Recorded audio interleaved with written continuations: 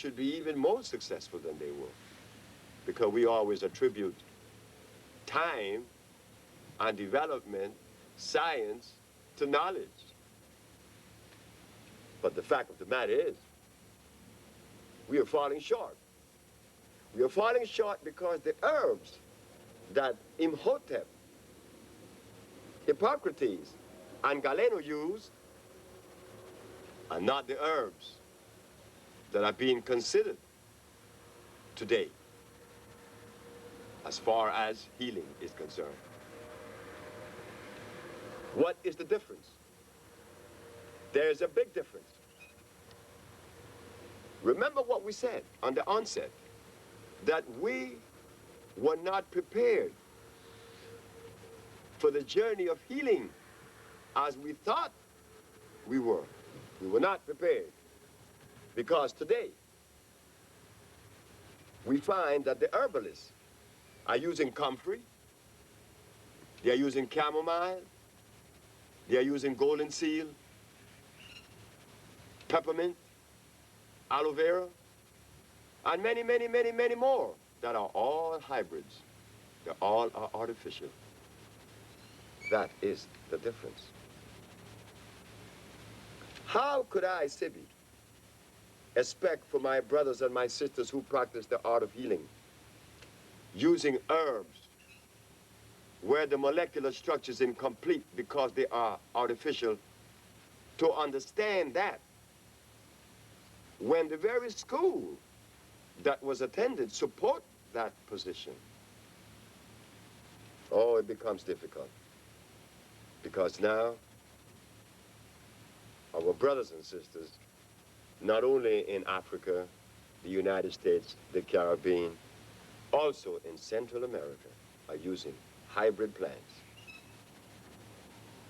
What happened to the uses of the natural herbs? Something must have gone wrong. Something must have taken place to divert us away from this path. Well, something did happen. The healer was educated. The healer cannot be educated but from one source, Mother Nature, Pachamama, as she's called in certain levels and certain cultures.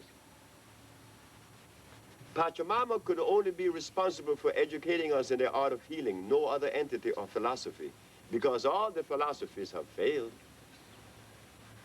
Like, for instance, the philosophy of using comfrey to straighten your bones only adds starch and acid to our system and compound that particular problem. The other is that I could drink wheatgrass juice, carrot juice, beet juice, and receive from that nutrition. That is impossible. Why? Because they're all artificial. Wheatgrass juice contains sugar and starch, two of the greatest enemies of the human body. But our brothers and our sisters in New York definitely recommend wheatgrass juice with pride. What you mean? This is chlorophyll. I agree with the position of chlorophyll. Chlorophyll is one of the most effective and quickest way to heal the human body. But the chlorophyll would have to come from a natural base, and wheat is not a natural product of life. So therefore, the end product of wheat would necessarily be an acid one, and that is the subject, acidity versus alkalinity. Acidity has but one purpose. Acidity enters the human body to destroy cells, to cause cell erosion. Alkalinity, on the contrary, alkalinity comes to support life and to maintain electricity. So, a hybrid plant opposed to a natural plant, and we would use two. We would use the kalawala, which comes from this part of the world. It's a natural plant. It's a spore plant. The molecular structure is complete, deeming it electrical. Not so for comfrey, golden seal, and the rest. They are hybrid, meaning that they were made in a laboratory. Being made in a laboratory, naturally, it has to fall short. Because to titrate two things in a laboratory, you need a chemical. In other words, if you have to bring two plants together that ordinarily would not have joined each other's through chemical affinity, forced together is what makes things hybrid. You have to use a chemical to bind them. If man could make an artificial plant to equal in production, to equal in value as that which is natural, then man says that he is God. Impossible.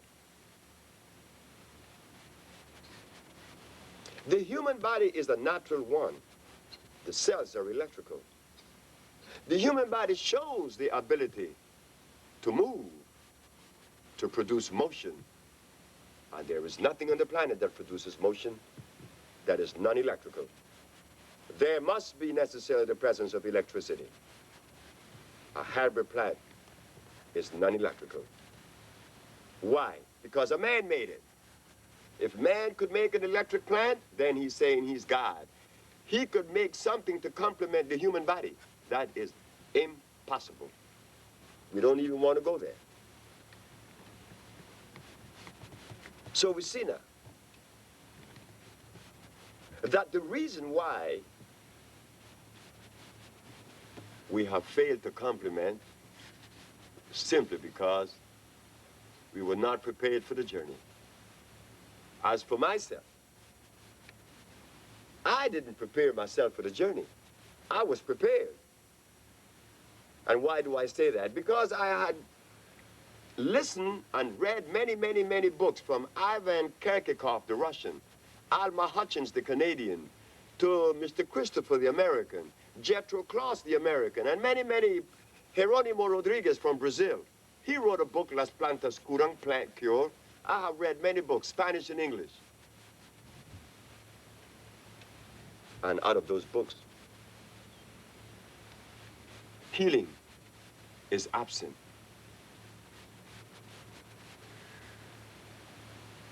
So now, it was necessary for the Usha Research Institute to take the position of common sense. That if Hippocrates cured, Galen cured, then we should cure. In our research, we found that there it were. Our brothers and sisters were not aware that natural plants are electrical. They do not live through the process of photosynthesis. Theirs is photovoltaic, which deems it electrical. Why should it be electrical? It should be electrical. If the human body is electrical, then the nourishment should also be electrical. But we find today that our educators, our religious leaders, our leaders and followers indulges in the consumption of acid substance, then seeking this thing we call peace. No. Peace could only be attained when one is married to the cosmic procession. And you show that you have divorced yourself from it when you drink carrot juice, when you eat carrot cake, when you eat beans. All of the beans that are made were made in England by Menlock. He was a Jesuit priest. And about the carrot, well, Nova showed us that they were made in Holland. And they were made by joining the Queen Anne lace, which is known as the yarrow, and the wild yam to make the carrot. Here we find our leaders